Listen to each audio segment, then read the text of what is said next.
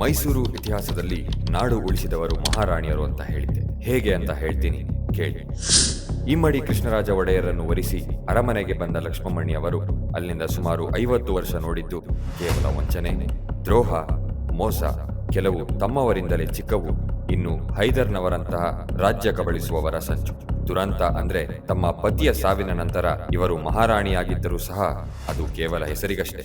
ಆದರೆ ಇವರಿದ್ದಿದ್ದು ಗೃಹಬಂಧನದಲ್ಲಿ. ದೂಡಿದ್ದಾರು ಅಂದ್ರೆ ನವಾಬ್ ಹೈದರ್ ಅಲಿ ಖಾನ್ ಬಹದ್ದೂರ್. ಹೌದು, ರಾಜಕೀಯ ಅಸಮತೋಲನದ ಮಧ್ಯದಲ್ಲಿ ರಾಜ್ಯ ಕಬಳಿಸಬೇಕೆಂದಿದ್ದ ಖಿಲೇದಾರ, ದಳವಾಯಿ ಇವರೆಲ್ಲರನ್ನೂ ಮೀರಿಸಿ ಹೈದರ್ ಪ್ರಬಲ ಸಾಧಿಸಿ ಆಡಳಿತದ ಅಧಿಕಾರ ತನ್ನ ಕೈಗೆತ್ತಿಕೊಂಡ. ಎಷ್ಟರ ಮಟ್ಟಿಗೆ ಅಂದ್ರೆ ಉತ್ತರಾಧಿಕಾರಿಯನ್ನು ಸಹ ಅವನೇ ಆಯ್ಕೆ ಮಾಡಿದ. ತನ್ನ ಶಕ್ತಿಯನ್ನು ತೋರಿಸಲು ಚಿತ್ರದುರ್ಗ, ಕೆಳದಿ ಮುಂತಾದ ಸಂಸ್ಥಾನಗಳನ್ನು ತನ್ನ ಆಡಳಿತಕ್ಕೆ ದಕ್ಕಿಸಿಕೊಂಡ. ನೋಡುತ್ತಿದ್ದಂತೆ ಮೈಸೂರಿನ ಆಡಳಿತ ಒಡೆಯರ ಕೈತಪ್ಪಿ ಹೋಗಿತ್ತು. ಇದೇ ಮಾರ್ಗದಲ್ಲಿ ಹೈದರ್ ಬ್ರಿಟಿಷರ ವಿರುದ್ಧ 2 ಬಾರಿ ಯುದ್ಧ ಮಾಡಿ 2ನೇ ಆಂಗ್ಲೋ ಮೈಸೂರು ಯುದ್ಧದಲ್ಲಿ ಕೊನೆಯುಸಿರೆಳೆದ ಕೂಡ. ಹೈದರ್ನ ಸಾವಿನೊಂದಿಗೆ ಸದ್ಯ ಮೈಸೂರಿಗೆ ಬಂದೊದಗಿದ್ದ ಗ್ರಹಣ ಕಳೀತ ಇಲ್ಲ. ತನ್ನ ಆಲೋಚನೆಯಲ್ಲಿ ತನ್ನ ಅಪ್ಪನಿಗೆ ಅಪ್ಪನಂತೆ ಟಿಪ್ಪು ಬಂದಿದ್ದ. ತಾನೇ ಸುಲ್ತಾನನೆಂದು ಸ್ವಯಂ ಘೋಷಿಸಿಕೊಂಡ. ಈ ಮಧ್ಯೆ ಲಕ್ಷ್ಮಮ್ಮಣ್ಣಿಯವರು ರಾಜ್ಯ ಉಳಿಸಿಕೊಳ್ಳುವ ಏನೋ ಪ್ರಯತ್ನ ಮಾಡುತ್ತಿದ್ದಾರೆ ಎಂದು ಅರಿತು ಗೃಹ ಬಂಧನವನ್ನು ಇನ್ನೂ ತೀವ್ರವಾಗಿಸಿದ.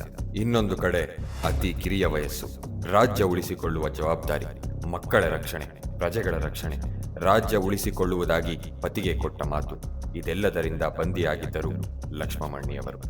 ಏನೋ ಮಾಡಲು ಹೋಗಿ ಚೂರು ಎಡವಿದರೂ ಕೂಡ ಸಂಕಷ್ಟ ಪೂರ್ತಿ ಸಂಸ್ಥಾನಕ್ಕೆ. ಪರಿಸ್ಥಿತಿ ಗಂಭೀರವಾಗಿತ್ತು. ಆದರೆ ಈ ಸಂದಿಗ್ಧ ಸಮಯದಲ್ಲೂ ಕೂಡ ಲಕ್ಷ್ಮಮ್ಮಣ್ಣಿಯವರು ಧೃತಿಗೆಡಲಿಲ್ಲ.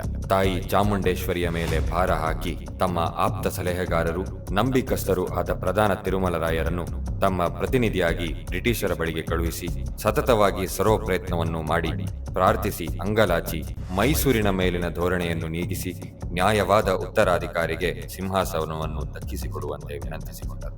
ಇವರ ಮಾತಿನಲ್ಲಿರುವ ನ್ಯಾಯವನ್ನರಿತು ಬ್ರಿಟಿಷರು ಮೈಸೂರು ವಿರುದ್ಧವಲ್ಲ, ಟಿಪ್ಪು ವಿರುದ್ಧ ಯುದ್ಧ ಸಾರಿದರು. 4ನೇ ಆಂಗ್ಲೋ ಮೈಸೂರು ಕದನದಲ್ಲಿ ಟಿಪ್ಪು ಸಾವಿನ ನಂತರ 1799ರಲ್ಲಿ ಮುಮ್ಮಡಿ ಕೃಷ್ಣರಾಜ ಒಡೆಯರಿಗೆ ಪಟ್ಟಾಭಿಷೇಕ ಮಾಡುವ ಮೂಲಕ ಒಡೆಯರ ಆಡಳಿತಕ್ಕೆ ಮೈಸೂರು ಹಿಂತಿರುಗಿ ಬಂದದ್ದು ಲಕ್ಷ್ಮಮ್ಮಣ್ಣಿಯವರ ಈ ಪರಿಶ್ರಮದ ಪ್ರತಿಫಲ. ಕೇಳಕ್ಕೆ ತುಂಬಾ ಸರಳ ಎನಿಸಿದರೂ ಕೂಡ ವಿವರವಾಗಿ ಹೇಳ್ತಾ ಹೋದ್ರೆ ದಿನಗಳು ಕೂಡ ಸಾಲುವುದಿಲ್ಲ. ಇವರ ಛಲ ಮತ್ತು ಪರಿಶ್ರಮ ಶತಮಾನಗಳವರೆಗೂ ನೆನೆಯುವಂಥದ್ದು. ಇಂತೆ ಇವರು ಮೈಸೂರಿನ ಪಾಲಿಗೆ ರಾಜ್ಯ ಉಳಿಸಿಕೊಟ್ಟು ರಾಜ್ಯಲಕ್ಷ್ಮಿಯಾದರು. ಮೈಸೂರಿನವರು ನಾವು ಇವರನ್ನು ನೆನೆದು ಕೃತಜ್ಞರಾಗೋಣ ಅಂತ ಹೇಳ್ತಾ ಇತಿಹಾಸದ ಇನ್ನೊಂದು ಕಥೆಯೊಂದಿಗೆ ಮತ್ತೆ ಸಿಗ್ತೀನಿ. ನಾನು ನಿಮ್ಮ ಗಣೇಶ್ ಪ್ರಸಾದ್. ನಮಸ್ಕಾರ.